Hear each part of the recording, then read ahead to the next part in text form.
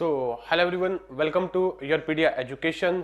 आज इस वीडियो में आपके साथ हम शेयर कर रहे हैं कि अगर आप stipendiary trainee category 1 in electronics में अपीयर हो रहे हो इंटरव्यू के लिए, तो आपको बेसिक इलेक्ट्रॉनिक्स या डिवाइस से रिलेटेड, इलेक्ट्रॉनिक्स डिवाइस से रिलेटेड कौन कौन से क्वेश्चन आपको बिल्कुल डिटेल में जाके पढ़ने हैं। मैंने आपको पहले भी बताया है कि बार्क में जब भी इंटरव्यू होता है तो वहाँ पे बहुत कंसेप्चुअल क्वेश्चन पूछे जाते हैं। तो मैंने बेसिक इलेक्ट्रॉनिक्स सब्जेक्ट और सेमीकंडक्टर फिजिक्स या फिर इलेक्ट्रॉनिक्स डिवाइस से रिलेटेड 100+ कुछ क्वेश्चन यहाँ पे आपके सामने मेंशन करे हैं, जिन पे आपको नजर डाल के जाना है और प्रिपेयर करके जाना है। और देखो, इन क्वेश्चन को देने का पर्पस ये है कि जब आप कोई सब्जेक्ट प्रिपेयर कर रहे हैं तो अपने आप से एटलीस्ट इन क्वेश्चन के आंसर पूछो। आई एम श्योर अगर आप अपने आप से इन क्वेश्चन के आंसर पूछोगे और इनके आंसर को प्रिपेयर करने की कोशिश करोगे तो आपका पूरा सब्जेक्ट कलेक्टिवली पूरा एक रिवाइज हो जाएगा और बहुत अच्छे से प्रिपेयर हो जाएगा। तो ऐसे ही आपको हर सब्जेक्ट के क्वेश्चंस शेयर किए जाएंगे, 100+ इंटरव्यू क्वेश्चन। आगे एनालॉग के आएंगे, फिर कम्युनिकेशन के आएंगे, फिर सिग्नल के आएंगे। अगर आपने इनको प्रिपेयर कर दिया, आई एम श्योर इंटरव्यूअर आपसे कोई भी और क्वेश्चन पूछेगा इसमें से नहीं, तो उसका आंसर आप तब भी दे पाओगे, क्योंकि इन क्वेश्चन के आंसर को प्रिपेयर करने के लिए कहीं ना कहीं आपको थोड़ा सा अपने कंसेप्ट को रिवाइज करना पड़ेगा, रिविजिट करना पड़ेगा और एक रेलेवेंट कंटेंट को क्रैक करना पड़ेगा। देखो, अगर मैं बात करूं इलेक्ट्रॉनिक्स डिवाइसेस की, इसमें हमारी बात स्टार्ट होती है सिलिकॉन से, जर्मेनियम से, गैलियम आर्सेनाइड से। सबसे पहला क्वेश्चन तो आता है, what is difference between direct band gap, indirect band gap semiconductor. अब आपने देखा होगा कि हमारे पास सेमीकंडक्टर एक स्पेसिमेन है, उसका यूज हम लाइट आउटपुट के लिए भी कर सकते हैं, या उसमें हम लाइट फॉल कर रहे हैं, उसकी वजह से मुझे इलेक्ट्रिकल कंडक्शन मिल रही है। जैसे ऑप्टो कपलर आपने अपने घरों पे देखा होगा, एलईडी आपके रिमोट में लगा होता, आप इलेक्ट्रिकल एनर्जी को ऑप्टिकल एनर्जी में कन्वर्ट करते हैं, राइट। तो वहां पे आपका आउटपुट क्या मिल रहा है, ऑप्टिकल लाइट मिल रहा है। तो यार, अगर मेरे को ऐसा कोई मटेरियल बनाना है या ऐसा कोई मीडियम या ऐसा कोई सैंपल बनाना है या ऐसा कोई डिवाइस बनाना है जहां पे मेरे को आउटपुट लाइट मिल रहा है, उसके लिए हम बेसिक कौन सा सेमीकंडक्टर मटेरियल यूज करेंगे, डायरेक्ट बैंड गैप या इनडायरेक्ट बैंड गैप। क्यों करेंगे? डायरेक्ट बैंड गैप और इनडायरेक्ट बैंड गैप में क्या फर्क होता है, ई के एनर्जी मोमेंटम डायग्राम से आप कैसे डिफरेंशिएट कर सकते हो। तो इस तरह के क्वेश्चन आपसे इंटरव्यू में पूछे जाएंगे तह तक जाके, राइट। उसके बाद आप मेरे पीछे देख सकते हो, is hole a fundamental particle in atom. आपको पता है कि जब आपका कोवलेंट बॉन्ड ब्रेक होता है तो इलेक्ट्रॉन होल पेयर जनरेट होता है। मान लो, आप एज्यूम कर दो, आप क्लास में चेयर पे बैठे हो, आप उस चेयर पे से उठ जाते हो तो क्लास में क्या होगा, एक वैकेंट चेयर पैदा होगी और एक आप पार्टिकल पैदा होगे। आप इलेक्ट्रॉन होगी और वैकेंट चेयर क्या होगी, होल होगी। इसलिए वो क्वेश्चन पूछते हैं कि यार होल है क्या, जैसे प्रोटॉन, इलेक्ट्रॉन एग्जिस्टिंग पार्टिकल है, राइट। तो क्या होल भी ऐसा कोई पार्टिकल है या इमेजिनरी कॉन्सेप्ट है, इसके ऊपर आपसे क्वेश्चन पूछा जाता है। Effective mass of electron and hole एक बहुत इंपॉर्टेंट टॉपिक है, उसके ऊपर क्वेश्चन पूछा जाता है कि इफेक्टिव मास क्या होता है, क्यों इसकी जरूरत पड़ती है, इफेक्टिव मास और नॉर्मल मास में क्या फर्क होता है, इफेक्टिव मास कहां पे इंपॉर्टेंट होता है। क्रिस्टल स्टडी जब हम करते हैं या सॉलिड स्टडी हम जब करते हैं तो इफेक्टिव मास इतना इंपॉर्टेंट रोल प्ले क्यों करता है। आपको पता है एक्सटर्नल फोर्स के साथ साथ वहां पे इंटरनल क्रिस्टल फोर्सेस भी होती है, तो वहां पे आपको सभी का इफेक्टिव क्या है, इफेक्टिव वे में लेना पड़ता है और उसको आप यूज करते हैं to make the further derivation of the effective mass. तो ऐसे बहुत सारे डेप्थ में क्वेश्चन पूछे जाते हैं, राइट। उसके बाद आप देखो कि what is the main factor for controlling the thermal generation और रिकॉम्बिनेशन। देखो, दो टर्म होती है, एक होता है जनरेशन, एक होता है रिकॉम्बिनेशन। जनरेशन होता है इलेक्ट्रॉन होल को पैदा करना, चार्ज पार्टिकल को पैदा करना। रिकॉम्बिनेशन होता है चार्ज पार्टिकल का आपस में मिलकर डिसअपीयर होना। तो कैसे आप कंट्रोल कर सकते हैं? Mean life time of carrier क्या होता है?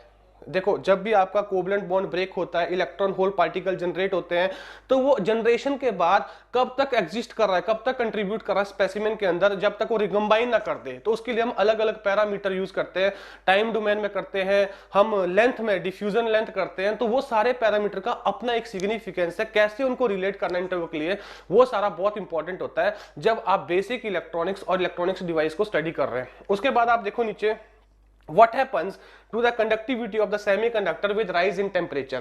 अब यहाँ पे ध्यान दीजिए, सेमीकंडक्टर हमारे पास दो तरह के होते हैं, एक होते हैं प्योर, एक होते हैं इम्प्योर सेमीकंडक्टर। प्योर सेमीकंडक्टर में अलग डेरिवेशंस आएगा और इम्प्योर में अलग आएगा।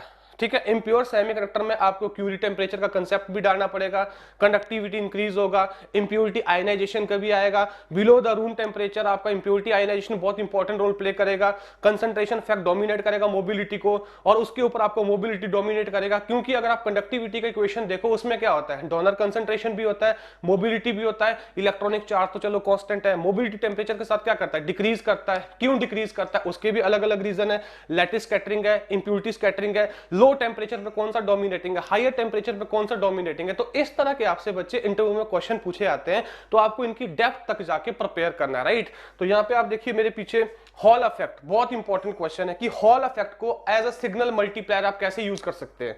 हॉल इफेक्ट कैसे आपको एक बेसिकली दो सिग्नल दें, उनको मल्टीप्लाई करके तीसरा सिग्नल दे सकता है। तो उसके लिए आपका हॉल इफेक्ट का जो बेसिक सेटअप है, when a current carrying conductor is placed in the transverse magnetic field, electric field और हॉल वोल्टेज इज इंड्यूस्ड, और उसका एक बेसिक डेरिवेशन है, वहां से आप कंक्लूड कर सकते हैं कि हाँ, अगर मैं दो सिग्नल इनपुट दे रहा in the form of the current और मैग्नेटिक फील्ड, तीसरा जो आपके पास हॉल वोल्टेज या फील्ड आएगा वो दोनों के साथ कैसे रिलेटेड है, वो सारा डेरिवेशन आपको बताया जाएगा इंटरव्यू पॉइंट ऑफ व्यू से कैसे आपने रिलेट करना है उसको, ठीक है। उसके बाद है सिलिकॉन को हम प्रेफर क्यों करते हैं जर्मेनियम के ऊपर। हमने पढ़ा होगा कि सिलिकॉन का लीकेज करंट, जर्मेनियम का लीकेज करंट, राइट। ऐसे बहुत सारे प्रॉपर्टी कंपैरिजन करेंगे, फिर फाइनली हमें कमेंट करेंगे सिलिकॉन ही क्यों प्रेफर किया जर्मेनियम के ऊपर, या जर्मेनियम का कट इन वोल्टेज कम है तो उसको करना चाहिए, जर्मेनियम की इंट्रिंसिक कंसंट्रेशन ज्यादा है तो उसको करना चाहिए, बट फिर भी हम सिलिकॉन को क्यों प्रेफर कर रहे हैं, उसके भी रीजन है। समझ रहे बात। तीन मटेरियल है ईडीसी में या बेसिक फिजिक्स में, सिलिकॉन, जर्मेनियम, गैलियम आर्सेनाइड। इन तीनों के बारे में आपको प्रॉपर्टी स्टडी करनी है और इन तीनों की आपको वैल्यू याद रखनी। क्या क्या वैल्यू, एनर्जी गैप क्या होता है, डिफ्यूजन कांस्टेंट क्या होता है, mobility of electron and hole इसके लिए क्या होती है, इन तीनों के लिए, राइट। और आपको बाकी सेमीकंडक्टर मटेरियल के लिए कुछ भी याद रखने की जरूरत नहीं है। उसके बाद नीचे आइए, आइडियल डायोड क्या होता है, germanium is more temperature dependent than silicon, why. उसके बाद नीचे आता है what is the effect of temperature on the reverse saturation current, कि टेम्परेचर पे इसका क्या इफेक्ट होता है। और उसके बाद आपके पास है linearisation of the non linear device. ये बहुत इंपॉर्टेंट है कि what do you understand by the linearisation of the non linear device. Diode एक नॉन लीनियर डिवाइस है, उसको आप कैसे लीनियराइज कर सकते हो, ये क्वेश्चन पूछा जाता है, राइट। उसके बाद आपके पास है टाइप ऑफ कैपेसिटेंसेस। आपको पता है कि जब मैं डायोड अरेंजमेंट की बात करता हूं, दो कंडक्टिंग स्पेसिमेन आपके सेपरेट हो जाते हैं, एक इंसुलेटर जिसको हम बोलते हैं depletion layer, non conducting specimen के द्वारा, जिसको हम इंसुलेटर कंसीडर कर सकते हैं, काइंड ऑफ एनालॉजी ले सकते हैं। तो एक इसका सेटअप होता है, कैपेसिटर का सेटअप होता है कि नहीं होता है। अब कैपेसिटर हम दो तरह के पढ़ते हैं, फॉरवर्ड बाइस में डिफ्यूजन कैपेसिटेंस, रिवर्स बाइस में ट्रांजिशन कैपेसिटेंस, राइट, या डिप्लेशन लेयर कैपेसिटेंस। कौन कौन से फैक्टर के ऊपर डिपेंड करता है वो इंपॉर्टेंट होता है। कि अगर मैं आपको बोलूं कि डायोड का सिंबल बनाओ, डायोड का सिंबल में एरो सा होता है, वो एरो का क्या सिग्निफिकेंस होता है। अगर मैं आपको बोलूं हाई फ्रीक्वेंसी पे डायोड का सिंबल बनाओ, तो हाई फ्रीक्वेंसी में उसके जो इंटरनल कैपेसिटेंसेस है, जंक्शन कैपेसिटेंसेस है, वो भी पिक्चर में आएंगे। तो कैसे बनेगा वो सारा आपको वहां पे ड्रॉ करना होता है बोर्ड पे, राइट। उसके बाद आपके पास रिवर्स रिकवरी टाइम क्या होता है। आपने देखा होगा कि जब भी आपका डायोड फॉरवर्ड बाइस होता है तो इंजेक्शन ऑफ चार्ज पार्टिकल होता है, जब रिवर्स बाइस होता है तो एक्सट्रैक्शन होता है। तो इंजेक्शन में जो एक्सटर्नल एक्स्ट्रा स्टोर चार्ज था, उसको कितनी जल्दी आप एक्सट्रैक्ट कर रहे हो, जैसे ही आपने बटन ऑफ किया तो वहां पे दो तरह का टाइम आता है, एक को बोलते हैं स्टोरेज टाइम, एक को बोलते हैं ट्रांजिशन टाइम, तीसरा हम टर्म कौन करते हैं, रिवर्स रिकवरी टाइम। इन तीनों में क्या रिलेशन है प्रैक्टिकली, वो क्वेश्चन आपसे पूछे जाते हैं इंटरव्यू में, राइट।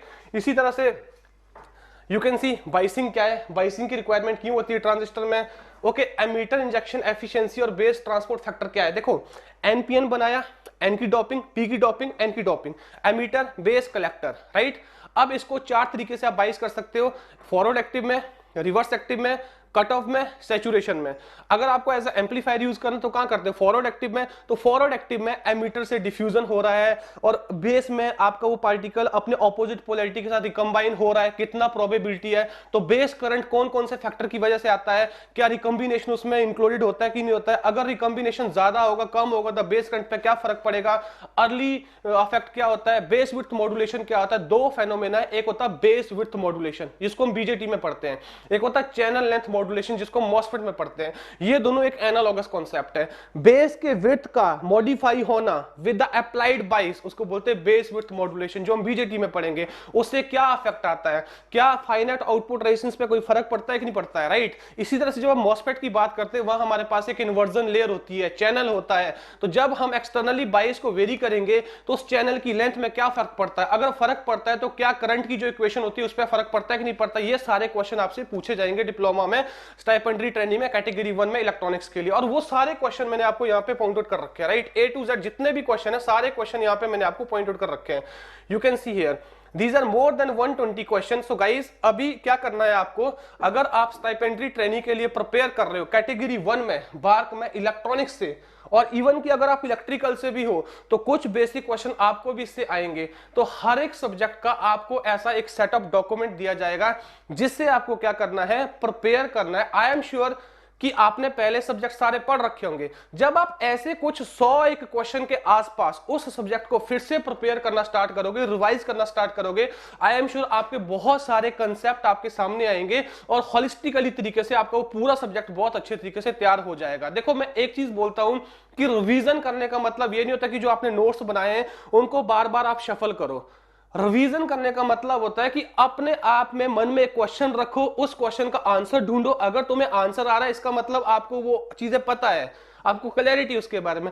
अगर नहीं पता है तो आपको यह पता होगा कि आपकी कॉपी में वो नोट्स कहां पे बनाए, कहां आपने सॉल्व किया, वहां पे जाओ और उसको एक बार अच्छे से फोकस करो और खुद से पूछो कि तुम क्यों नहीं बता पा रहे थे, कहां पे मिस कर रहे थे, और जिस डायरेक्शन में आप उसको मिस कर रहे थे उस डायरेक्शन में उस कंसेप्ट को इंप्रूव करने की कोशिश करो। और आई एम श्योर कि जो फाइनली आपसे इंटरव्यू में क्वेश्चन पूछे जाएंगे वो इन्हीं क्वेश्चन के अराउंड होंगे। I am not saying exactly these question, but इसी का कहीं ना कहीं ऊपर नीचे मॉडिफिकेशन होगा। तो ये आपके बेस क्वेश्चन है जो आपको एटलीस्ट प्रिपेयर करना है इंटरव्यू को जाने से पहले, राइट।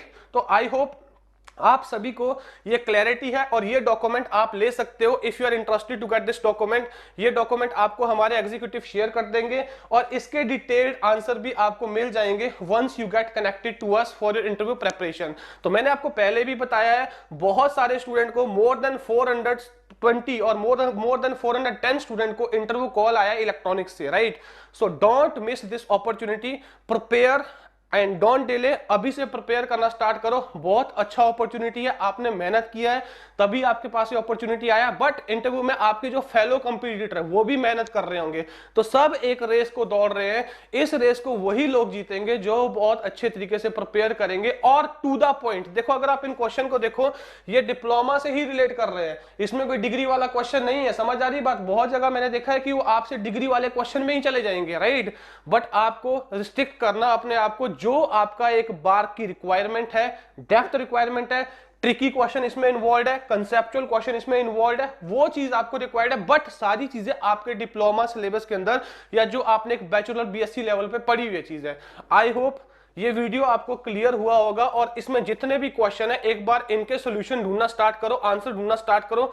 अगर आपको कोई ट्रबल फेस होता है, you can connect us, definitely we will be giving you more detail solution regarding to this. We wish you all the best. Thank you.